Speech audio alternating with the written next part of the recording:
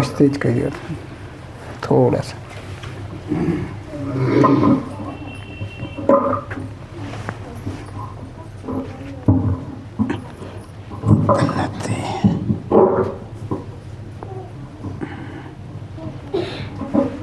चलो भैया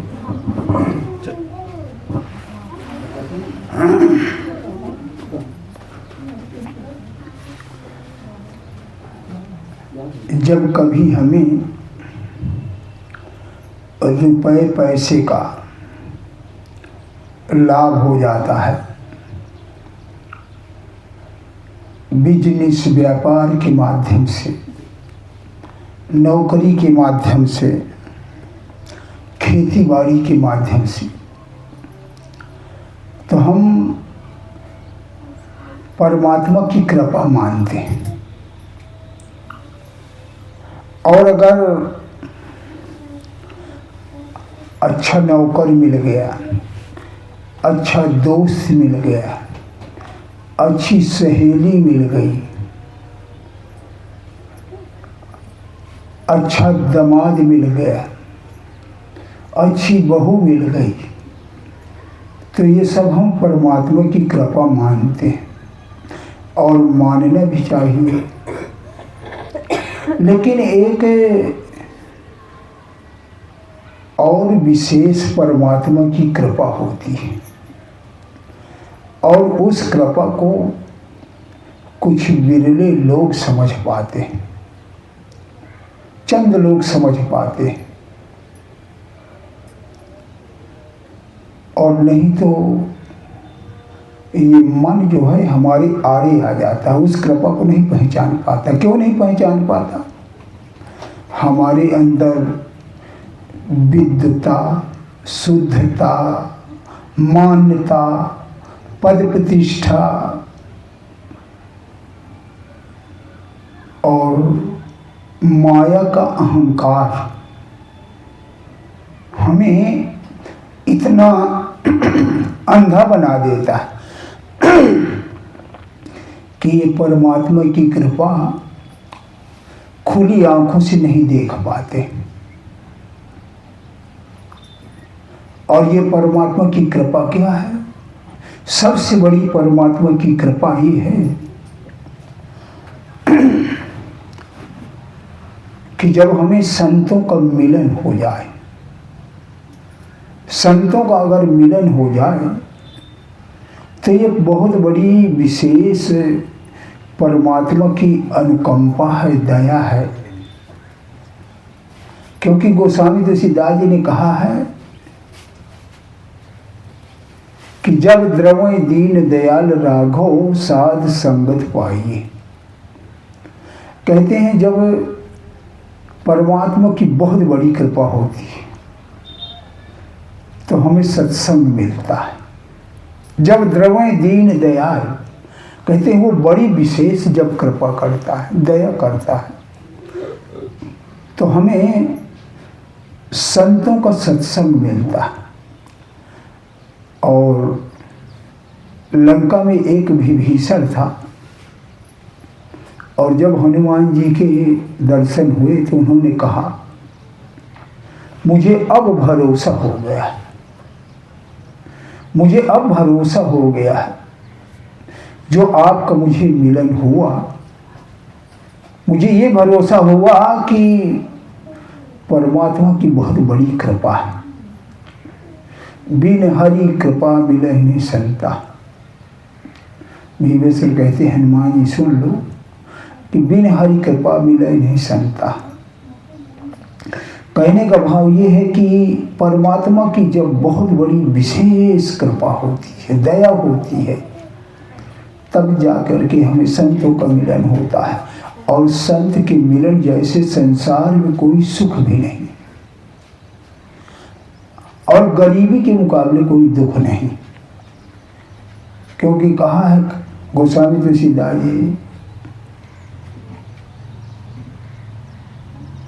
जी यही कहते हैं कि बड़े भलु बास नरक करता था, अदुष्ट संग जन दे विधाता। सबसे बड़ा दुख अगर हमारे घर में कलह है, हमारे घर में अगर कलह किसी प्रकार की छोटी से लेकर के बड़ी से बड़ी तक, तो इससे बड़ा कोई दुख नहीं है।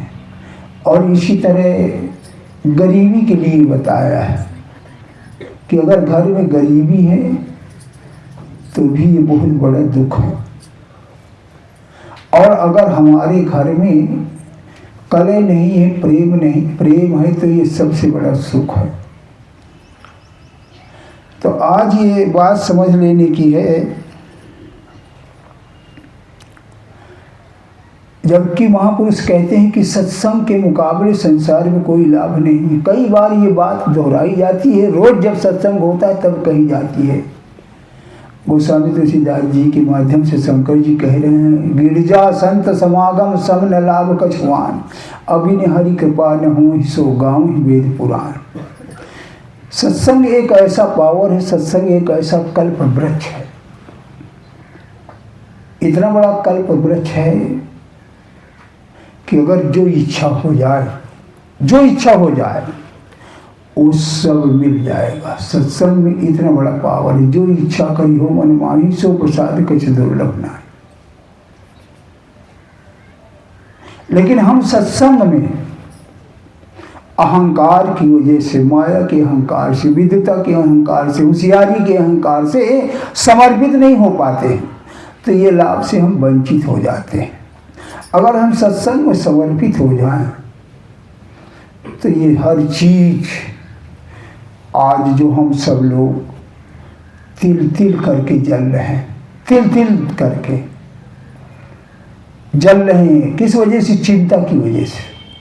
हमें ये चिंता तिल तिल करके जला रही है। हमारा जीवन कैसे गुजरेगा, बाल बच्चों का कैसे जीवन गुजरेगा, क्या क्या होगा, क्या क्या नहीं होगा, बदनामी होगी, तमाम तरीके की टेंशन, चिंता।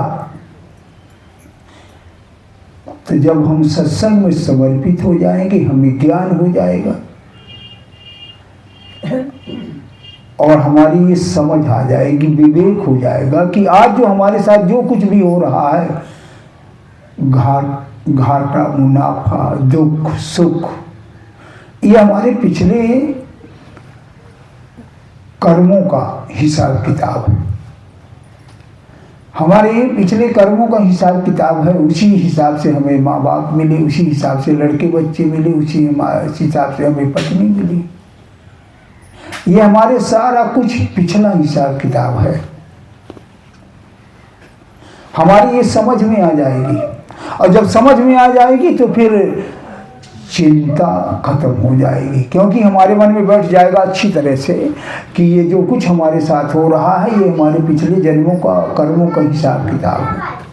और फिर एक सत्संग में जब हम आएंगे, सत्संग में हम समर्पित हो जाएंगे, तो सत्संग के मुताबिक, सत्संग के वचनों के हिसाब से हमें कोई संत सदगुरु से नामदान मिल जाएगा, और नामदान मिल जाएगा। और नामदान में गुरु की हिदायत के हिसाब से जब हम भजन सिमरन करेंगे, तो इसके लिए गोस्वामी तुलसीदास जी ने कहा है, सुनहु विनय मम बिटव शोका, असत्य नाम कर हरिमम शोका। तुलसीदास जी कह रहे हैं कि जितनी देर हम गुरु के नाम को ध्यान में लेंगे, गुरु के बताए हुए हिदायत के हिसाब से, तो सारी शोक चिंता गुरु नाम ईश्वरी तत्व अपने ऊपर ले लेगा।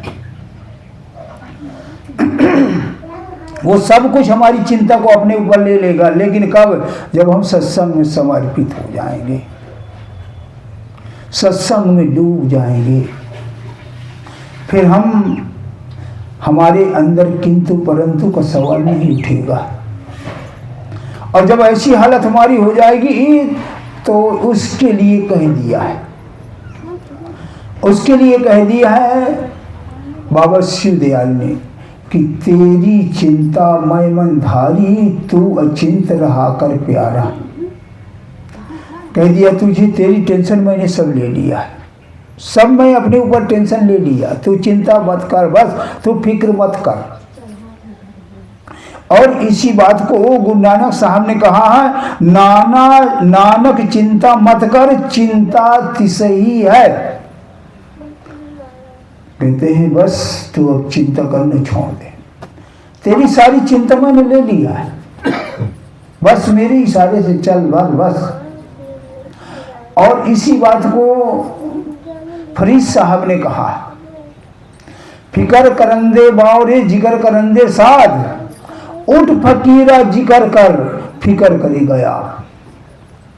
कहते हैं बस उसका जिक्र कर, बस और कुछ नहीं। जिक्र का मतलब उससे ध्यान कर, तेरी सारी चिंता, तेरी सारी फिक्र वो अपने ऊपर ले लेगा। जैसे कोई हमारे घर में बच्चा अच्छा पढ़ता लिखता है तो उसके लिए सारी जिम्मेवारी, शौक लगता है, इसको बस्ता नया ले आ दे, इसको कपड़े नए ले आ दे, जूता नया ले आ दे, किताबों को कभी कभी नहीं होती, उसका नाश्ता पानी का भी टाइम से ऑटोमेटिक हमें होता है ना। इसी तरह वो परमात्मा भी जब हम उसके लायक हो जाते हैं, जब हम उसके लायक हो जाते हैं तो सारी हमारी चिंता वो अपने ऊपर ले लेता है बस। इसलिए हमें सत्संग में डूब जाना चाहिए, सत्संग में समर्पित हो जाना चाहिए। महापुरुष तो यहाँ तक कह दिए, जो गुरु कहे मान सब लीजिए, सत्य असत्य विचार न कीजिए। अगर वो नींव को कहता है कि ये आम है तो फिर आम कहो नहीं, मान लीजिए। अगर मान लिया तो उसमें पके फल नजर आएंगे। कई बार उदाहरण बताया गुरु नानक साहब के जमाने का, लहना का जो कई बार बताया दृष्टांत की। लहना जी जो है मुख्य शिष्य थे गुरु नानक साहब के। एक बार उन्होंने आधी रात को कह दिया, लहना ये मेरे कपड़े गंदे हो गए हैं, जरा धुल के ला। 12 बजे रात को तो चौंक गया कि महाराज हुजूर 12 बजा है रात को। कहना 12 कहाँ बजा है, दिन चढ़ा हुआ है। होश आ गया उसे कि अरे ये तो गुरु महाराज का वचन है। और उठ करके, उस समय साबुन सोडा नहीं था, निर्मा नहीं था, रेत एक हुआ करता था, रेहू, उससे कपड़ा धुले जाया करते थे। तो वो रेहू ले करके और व्यास नदी के किनारे गया और वहाँ देखा कि दिन को 12 बजे का सूर्य चढ़ा हुआ है। कपड़े धुला, नहाया भी और सुखा भी लिया। सुखाते करीब 2:30-3 बज गए। आया वहाँ चारपाई में लेट गया, कपड़े रख दिया। सुबह जब हुआ कहने लगे महाराज दया करके बताइए क्या है। तो कहा ये तेरी श्रद्धा, तेरे विश्वास, तेरे प्रेम की परीक्षा। कहने का भाव जब हम सत्संग में डूब जाएंगे तो वो दिन को रात बना देगा, रात को दिन बना देगा। इसलिए कहा सत्य असत्य विचार न कीजिए कि सत्य में तो ये नींव है, लेकिन गुरु जी कहते हैं ये आम है। आम कैसे मान लो, ये दिखाई दे रहा है, ये नींव है। लेकिन अगर श्रद्धा है और देख लिया तो उसमें पके आम नजर आएंगे। श्रद्धा में बहुत बड़ी ताकत है, विश्वास में बहुत बड़ी ताकत है, प्रेम में बहुत बड़ी ताकत है। तो सत्संग में महापुरुष कह रहे हैं कि तन से, मन से और वाणी से किए हुए पापों का खात्मा हो जाएगा। गोस्वामी तुलसीदास जी कह रहे हैं मन क्रम वचन जनित अभिजाई, सुन ही जो कथा श्रवण मन लाई।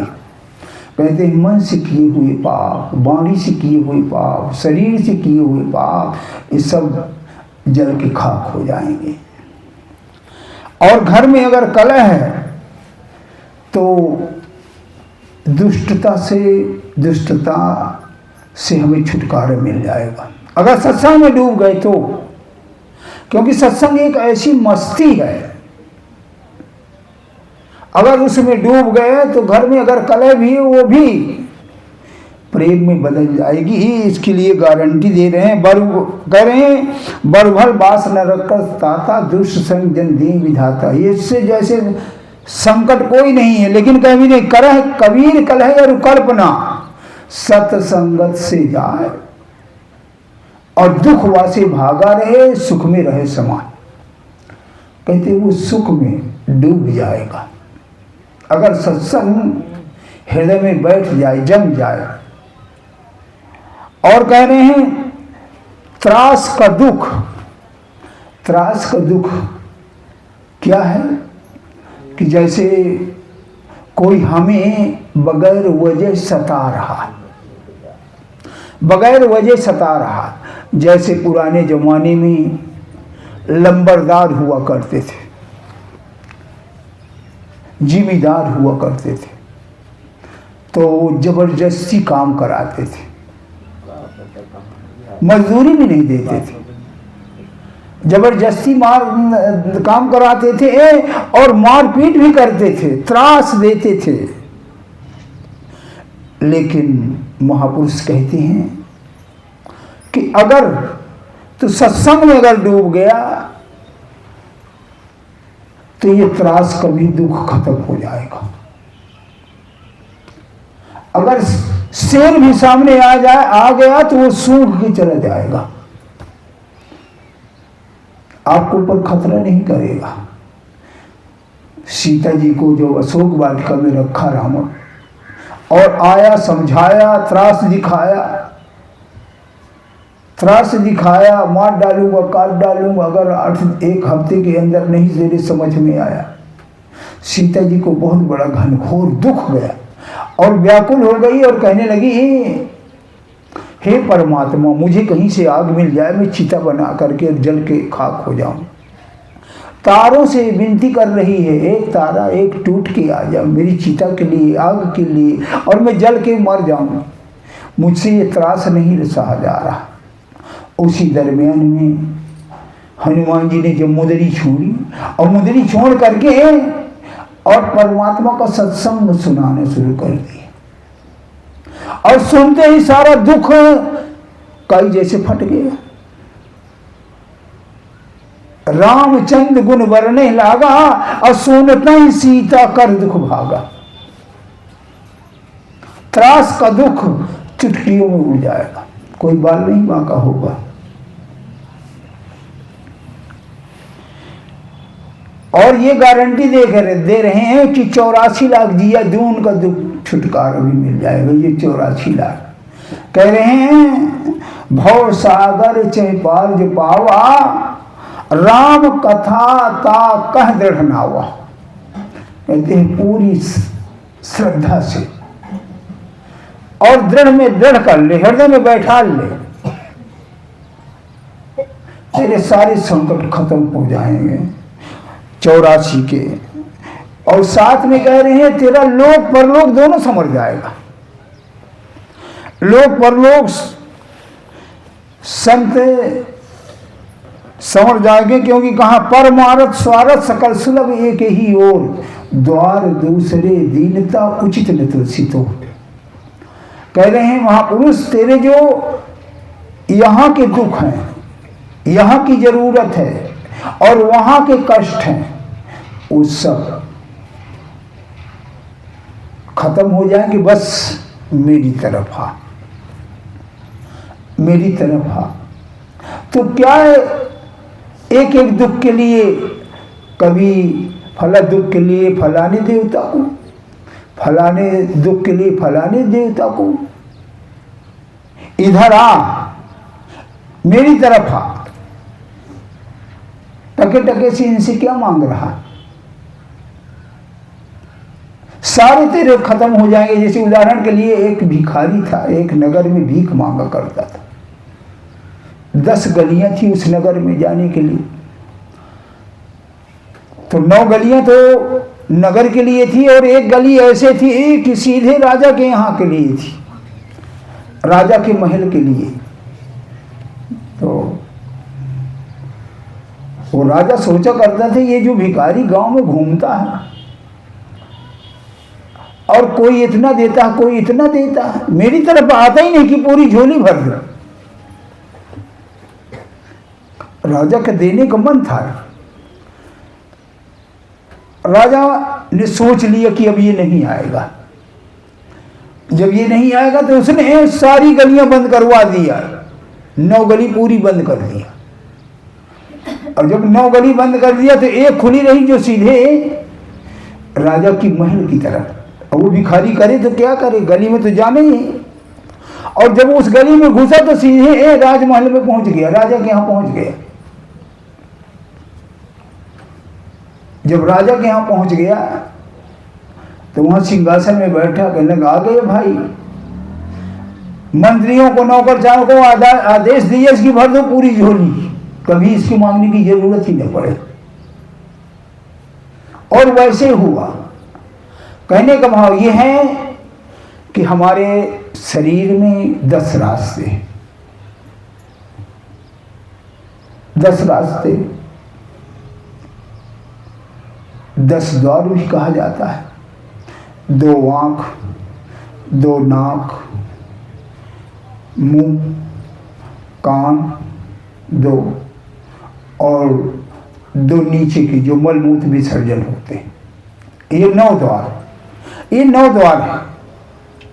और 10वां द्वार कौन है? ये है जिसको इस्लाम धर्म वाले नुक्ताए सुवैदा बोलते हैं और हिंदू धर्म में इसे शिवनेत्र बोलते हैं। कहते हैं बस ये 10 दरवाजों को बंद कर, और ये अभी बंद पड़ा हुआ है, ये नहीं दिखाई देता। ये कब खुलता है? जब 10 दरवाजे बंद हो जाएंगे। जब 10 दरवाजे बंद हो जाएंगे तब ये दरवाजा खुलेगा। कभी कभी परमात्मा की ऐसी दया हो जाती है कि इस दरवाजे को इशारा हो जाता खुलने का, इसका इशारा हो जाता। जैसे जगनायक जी बैठे हुए हैं, इनको एक बार अंदर देखा कि मैं कहीं जा रहा हूं और दरबार लगा हुआ है, उस दरबार में ये पहुंच रहे हैं, तो इनको दूतों ने रोक लिया। और कैसे रोक लिया? जैसे वो बल्लम नहीं होता है तो ऐसे लगा दिया, ऐसे लगा दिया, रुक गए। तो ये कहने लगे, मुझे उस समय भैया कहते थे लोग, कहने दयाराम भैया आए और कहने लगे इसको आने दीजिए, इसको आने दीजिए, मेरा आदमी है। और वो जो पहरेदार थे वो अपनी छड़ी ऐसे कर ली। क्यों? ऐसे ही हुआ। तो कभी कभी वो परमात्मा की दया, सदगुरु की दया हमें ये दिखाई दे जाती है, लेकिन हम समझ नहीं पाते। इसलिए कहते हैं रंग महल के 10 दरवाजे, 9 खुला 1 बंद, और 10वां खुलता तब है जब 9 हो जाते बंद। और ये 9 दरवाजे कब बंद होंगे? जब हम ध्यान करेंगे। और ध्यान करेंगे पूरा श्रद्धा, पूरा प्रेम, पूरा विश्वास से, तो ये चट खुल जाएगा, चट खुल जाएगा। बहुत से महापुरुष 99 दिन के लिए, 3 महीने के लिए कहते हैं कि 3 महीने में तुम्हें परमात्मा का दीदार हो जाएगा।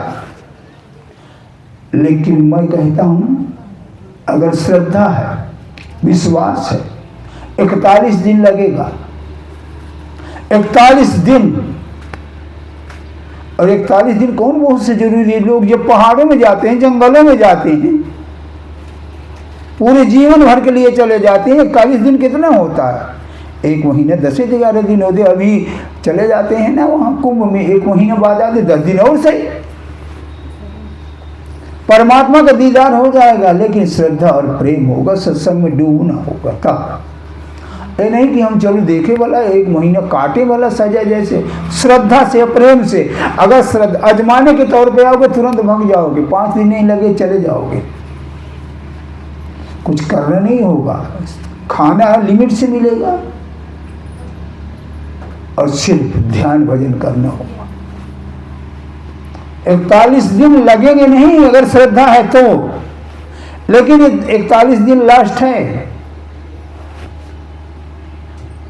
परमात्मा का दीदार हो जाएगा जिसके लिए लोग तरस रहे हैं।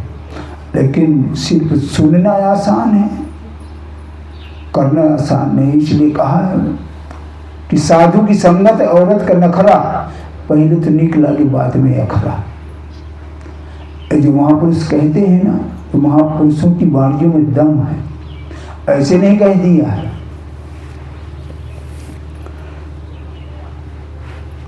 और सत्संग में वो पावर है, अगर आप थोड़ा सा डूब गए, थोड़ा सा, आपके सम्मान की झड़ी लग जाएगी। क्यों?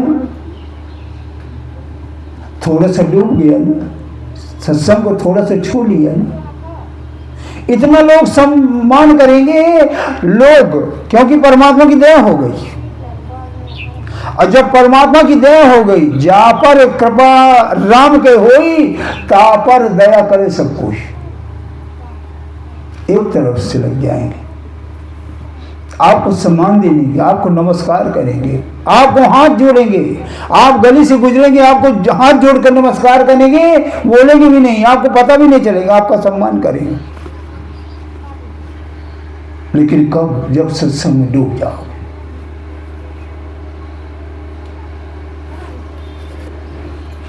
मन का मैल धुल जाएगा। कई बार कैसा, अगर कोई सत्संग में आता रहेगा तो मन का मैल धुल जाएगा। भरा सत्संग का दरिया, नहा लो जिसका दिल चाहे।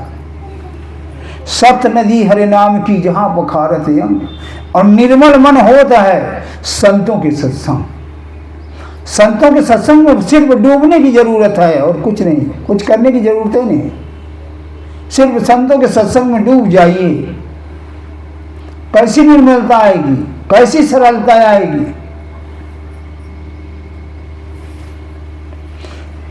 और जब निर्मलता आ गई तो गोस्वामी तुलसीदास जी के माध्यम से भगवान खुद कह रहे हैं, निर्मल मन जन सो मोहि पावा, अब मोहि कपट छलछित न भावा। जैसे आप सत्संग में डूबते चले जाएंगे, अपने आप निर्मलता चली आएगी। फिर लास्ट में तो यहां तक कह दिए कि सत्संग से भगवान मिल जाएंगे। कह रहे हैं गोस्वामी तुलसीदास जी कह रहे हैं, तुलसी कौनो जोग से सत्संगत जब होए, राम मिलन संशय नहीं कहत सुमत सबको। कहते हैं अकेले मैं नहीं कह रहा हूं, सारे धर्म ग्रंथ कह रहे हैं, सारे महापुरुष कह रहे हैं कि सत्संग में अगर तू डूब गया तो तुझे भगवान के दर्शन हो जाएंगे, भगवान मिल जाएगा। और अगर भगवान मिल गए फिर किस चीज की कमी? ये तो उसका सारा मालटाल अपने आप मिल गया। भगवान का मिलने का मतलब ये है कि हम, जैसे कोई गोद में बच्चा ले लेता, गोदनामा ले लेता है, तो उसको सारा कमाया सब कुछ मिल जाता है, अपने आप कुछ मेहनत करने की जरूरत नहीं पड़ती। तो ये सारी मनोकामनाएं पूरी हो जाएंगी।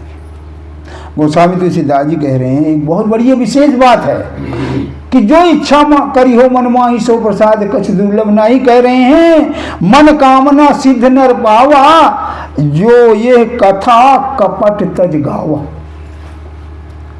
कपट छोड़ करके और इस सत्संग में डूब जाओ। जो इच्छा करी हो मन माही सो प्रसाद कछ दुर्लभ नहीं।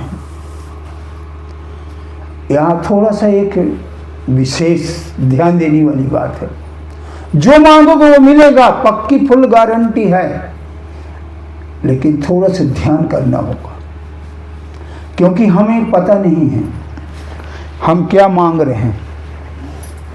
हम सबसे पहले तो रुपये पैसे ही मांग रहे हैं, फिर मान सम्मान मांग रहे हैं, घर मकान मांग रहे हैं। तो यहाँ पर ये सोचने वाली बात है, कुछ मांगे पूरी हो जाएंगी, कुछ मांगे पूरी करने के लिए अगला जन्म लेना पड़ेगा, क्योंकि यहाँ निश्चित हो गया है। जितने दिन के लिए हमें जीवन गुजरना है, दुख सुख वहाँ पहले से निश्चित है। कुछ एक्स्ट्रा मांगे अगर हमारी हो, जो यहाँ के लायक हो तो पूरी कर दी जाएगी, लेकिन अगर ज़्यादा हम जिद्दीपन से नहीं मांगना चाहिए हमें।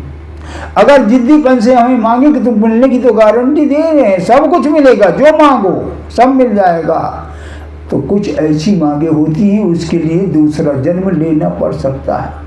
अगर हम रुपया पैसा धन मांगेंगे तो इस जन्म के लिए तो हमारा बिल्कुल कंप्लीट है जितना चाहिए, और जो जरूरत समझेगा देगा। लेकिन जिद्दीपना से मांगेंगे, रुपया पैसा हो जाए, घर मकान हो जाए, बाल बच्चे हो जाए, राजसी ठाट बाट हो जाए, इसके लिए जन्म लेना पड़ेगा। और जन्म लेना है, अगर हमने घर मांगा तो मिलेगा घर, तो अगला जन्म चूहे का मिल जाएगा और खूब अच्छी तरह से बना लो। तुझे तेरे अंदर इतनी पावर भर देगा कि खूब अंदर के अंदर कोठरी के ऊपर कोठरी, कोठरी के ऊपर कोठरी बना ले, कई मंजिला बना ले। चूहे के बिल में चाहे जितना पानी भर दो, चूहा कभी नहीं उसमें डूब सकता। आदमी तो डूब जाएगा, बाढ़ आ जाएगी जैसे 78 वाला डूब जाए, लेकिन चूहे के बिल में कभी पानी नहीं जाता। वो इतना होशियारी से बना हुआ है, कई मंजिला ऊपर बना लेता है। अगर उसमें भी पानी घुस भी गया तो अगर ज्यादा हो गया बाहर निकल जाएगा वो, लेकिन जहाँ चूहा बैठा है वहां बिल्कुल वो आराम से बैठा रहेगा। घर की इच्छा है, चल बना ले, चूहे का जन्म मिल जाए। राजसी ठाट बैठा, राजसी ठाट बाट चाहिए, हाथी का जन्म मिलेगा, खूब झूमता रहो। अगर बाल बच्चे का, संतान का हमारा लक्ष्य रहा तो सूरी का जन्म मिलेगा। एक एक बार में 10-10, 12-12 बच्चे, अपनी पूरी कर ले इच्छा। रुपया पैसे का अगर हमारे अंदर लोभ रहा तो सर्व की योनि मिल जाएगी। और आपने सुना होगा कि कहीं खजाना गड़ा होता है हीरे जवाहरात के, वहां सांप गुंडरी बनाए बैठे रहता है। वो वही लोग हैं, वही रूह हैं, वही आत्माएं हैं जिनकी धन की इच्छा थी, जो वहां पर बैठे हुए, जो इच्छा थी। इसलिए हमें संभल करके, और फिर जब ऐसी मांगेंगे और फिर पछताना पड़े तो फिर मांगने का क्या लाभ, इससे हम मांगे ही क्यों। क्योंकि सत्संग एक ऐसा कल्प वृक्ष है, जो इच्छा करी हो मन में आई सब कुछ मिल जाएगा। जो इच्छा मन में आई सब कुछ मिल जाएगा, लेकिन धोखा हो जाएगा हमारी मांगों में, इसलिए हम उसकी वजह में राजी रहे। धोखा हो जाएगा। कैसे धोखा हो जाएगा, और एक समझे उदाहरण। एक बार एक राही जा रहा था, थक गया रास्ते में, गर्मी के दिन थे, तो एक वृक्ष मिल गया, उस वृक्ष के नीचे बैठ गया। जब उसके वृक्ष के नीचे बैठा तो बैठते उसे बड़ा आराम लगा, और जैसे आराम लगा वैसे उसके मन में आया कहीं यहाँ पर कोई बढ़िया बिस्तर होता तो आराम से, कितनी ठंडक नींद आती, बढ़िया से आराम हो जाता। जैसे ही मन में आया वैसे एक पलंग सहित बिस्तर सहित और वो वहां पर मौजूद हो गया। आश्चर्य हुआ, बैठ गया, आराम किया। अब जब आराम करने लगा तो मन में कुछ थकान थी, भूख भी लगी थी। मन में आया कि इतना आराम तो हो गया, कहीं अगर भोजन मिली थाली हो जाता, बढ़िया सा स्वादिष्ट भोजन, तो मेरी भूख भी मिट जाती। जैसे मन में विचार आया वैसे ही 56 भोग की थाली आ गई, पानी सहित 56 भोग की थाली आई, खाया तृप्त हो गया। अब जब खाया पेट भर गया तो उल जुलूल के विचार चलने लगे। उसके मन में अगर आया कि अगर कोई प्रेमिका होती तो यहीं पर बातचीत करते, मनोरंजन करते। ऐसे जैसे ही सोचना आया तो एक प्रेमिका भी आ गई। बातचीत करते रहे, करते करते उसके मन में ये विचार आया, ऐसा क्यों। उसके मन में एक विचार और आया, और ये इतने बड़े जंगल में कहीं शेर ना आ जाए और हम दोनों की चीर फाड़ डाले। और ऐसे सोचना हुआ कि एक सिंह जो है रास्ता हुआ आया और दोनों को शिकार बना डाला। ऐसा क्यों हुआ? क्योंकि उसे पता नहीं था, वो कल्प वृक्ष के नीचे बैठा हुआ था। कल्प वृक्ष के नीचे बैठा था। कल्प वृक्ष ऐसा एक वृक्ष है, उसके नीचे अगर बैठ जाओ और जो इच्छा मन में आ जाए वो सारा प्रकट हो जाएगा। उसे पता नहीं था। कहने का भाव यह है कि ये इसी तरह है, ये सत्संग कल्प वृक्ष है। जो मांगोगे वो मिलेगा, लेकिन अगला जन्म लेना पड़ सकता। लेकिन सत्संग में डूबेगे तब मिलेगा, ऊपर फट्टू वाली में नहीं मिलेगा। जब हम डूब जाएंगे तो फुल गारंटी दे रहे हैं। इसलिए हम ऐसी मांग न मांगे कि हमें दूसरा तीसरा जन्म लेने। अगर पहली बात तो मांगने की जरूरत नहीं, अगर मांगना है तो परमात्मा से परमात्मा को मांगिए बस, और परमात्मा मिल गए, सब कुछ मिल जाएगा। कभी कभी मेरे अंदर कुछ विचार चलने लगते, तो कुछ विचार मुझे अच्छे लगने लगते, मैं लिखने लग जाता। तो इसी तरह विचार चलते रहते हैं। तो जैसे समझने के लिए, आजकल हर इंसान सुख में जीना चाहता है। हर इंसान सुख में जीना चाहता है और सुख में जीने के लिए पूरी फुल तैयारी भी करता है। पूरी फुल तैयारी करता है।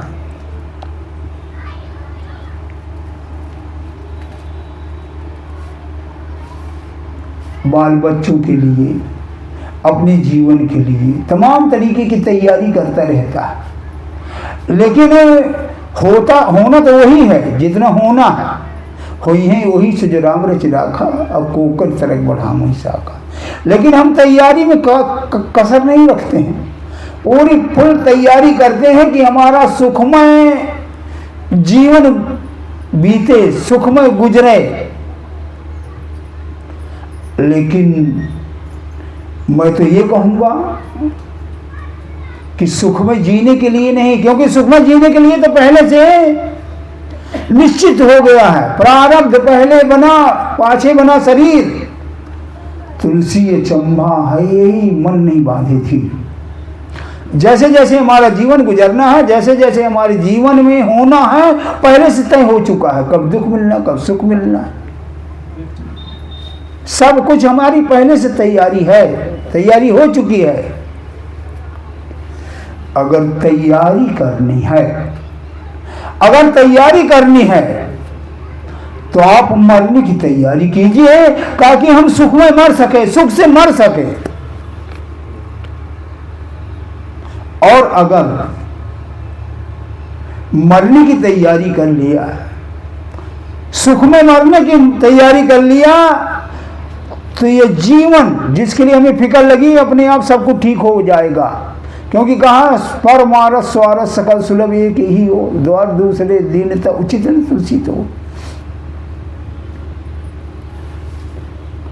अगर मरने की तैयारी नहीं किया, बहुत बुरा हाल होगा, बहुत बुरा हाल। ये अभी है, ऐसे लग रहा है जब तक जीवन है तब तक आनंद में हैं हम। अगर मरने की तैयारी न किया, जितनी देर प्राण निकलेंगे कोई नहीं होगा बचाने वाला, न कोई कुटुंब का होगा, न कोई परिवार का होगा। अगर सत्संग में डूब गए तो सत्संग जरूर होगा।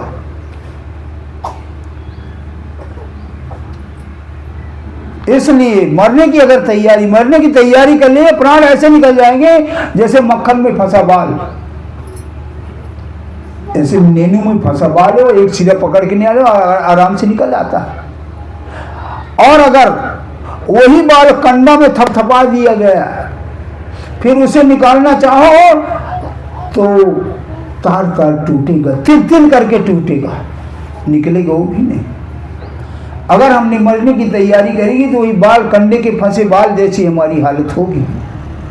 और फिर ये शरीर को बहुत कष्ट होगा, बहुत घनघोर कष्ट होगा। फिर ये काया भी रोएगी। इसलिए कबीर साहब ने कहा एक शब्द में, चलते प्राण काया कहि रोई, चलते प्राण काया कहि रोई। काया पाए, काया पाए बहुत सुख कीन हो, नित उठे मल मल धोई। काया पाए बहुत सुख कीन हो, नित उठे मल मल धोई। सोतन खाके मिट्टी होई जई है, नाम न ले है कोई। चलते प्राण काया कहि रोई। ये हाल होगा। आगे कह रहे हैं, अब ये चिल्ला रही कुल्ला रही, मुझे कहां छोड़ के जा रहे? कहत प्राण सुन काया बोरी, तोर हमारे संग न हुई है। कहते प्राण सुने काया बोरी, तोरी हमारे संग न हुई है।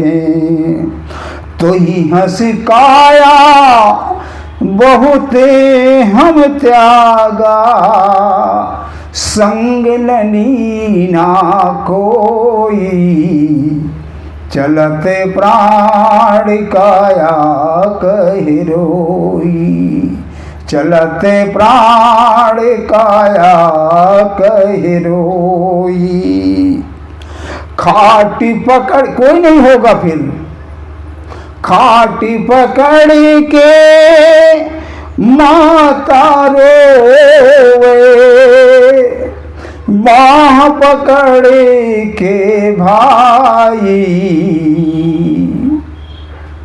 खाटी पकड़ के माता रोवे, बाह पकड़ के भाई।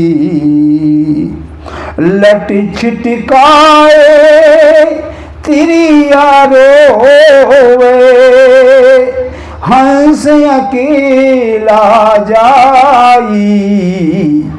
चलते प्राण काया कहि रोई। और साथ में कह रहे हैं, यहां बहुत बहुत शंकर ब्रह्मा विष्णु, शंकर ब्रह्मा विष्णु इस जग में अवतार लिया। क्यों? आपने शायद कथाओं में सुना हो, कृष्ण कह रहे हैं अर्जुन से, अर्जुन ये जो चीटा जा रहा है 4 बार ब्रह्मा बन चुका है। मार्कंडेय पुराण में लिखा हुआ है कि राम वन गमन के समय में अचानक जंगल में हंसने लगे। लक्ष्मण ने पूछा, क्या बात है भैया, क्यों हंस रहे हो? कहने लगे ऐसे नहीं, कहने लगे कोई तुक तो बताओ। तो कहा, ये लक्ष्मण ये जो मटा है ना, ये कीड़ा ये 17 बार इंद्र बन चुका है, 17 बार इंद्र बन चुका है, लेकिन ये 84 के चक्कर लगा रहा है। कबीर साहब कह रहे हैं, शिव का शिव सन का दिखे और ब्रह्मादि के, शेष सहस मुख होई। शिव सन का दिखे और ब्रह्मादि के, शेष सहस मुख होई।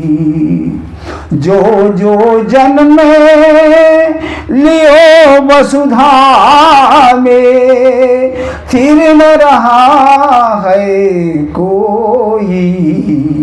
चलते प्राण काया कहि रोई, चलते प्राण काया कहि रोई। और साथ में कुछ नहीं जाएगा, दो चीज जाएगा। कौन कौन जाएंगे? पाप पुण्य दो संग संगाती, यानी शुभ और अशुभ कर्म जाएंगे, पाप और पुण्य जाएगा और कुछ नहीं जाएगा। पाप पुण्य दो जन्म संगाती, समुझ देख नर भाई, कहत कबीर अंतर की गति, जानत बिरला कोई, चलते प्राण काया कहे रोई, चलते प्राण काया कहे रोई। तैयारी करना है तो मरने की तैयारी में लग जाइए, ये अपना जीवन को काटते हुए। और अगर ये तैयारी हो गई तो ये जीने वाली तैयारी अपने आप हो जाएगी, अपने आप वो सब माहौल बनता चले जाएगा, तो जीवन भी सुख में गुजर, लोक परलोक दोनों समझ जाएगा। तो मैं अपनी बात यहीं से समाप्त करूँगा। राम बचावन का पूरा परिवार आज नामदान में बैठेगा, और जिसे नामदान में बैठना है वो बैठ सकते हैं, नाम लेवा भी बैठ सकते हैं यहाँ अंदर। सतगुरु सदा दयाल।